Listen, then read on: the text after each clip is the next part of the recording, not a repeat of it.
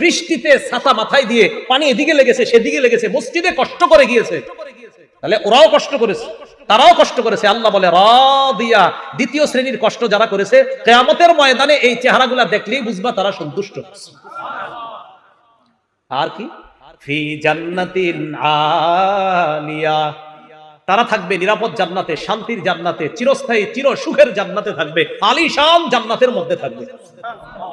আচ্ছা আমি আমরা যারা এখানে বসা, আমাদের যদি দেখা সাক্ষাৎটা জান্নাতে হয়, মজা কি কম হবে না বেশি? তো আমরা ভালো হয়ে যাই, চলেন সবাই, কি বলেন?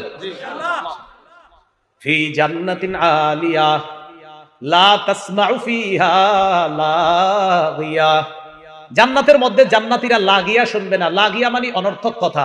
ইমাম বুখারী ব্যাখ্যা করেছেন 7 মাস জান্নাতের মধ্যে জান্নাতীরা কোনো গালি গালাজ শুনতে পাবে না।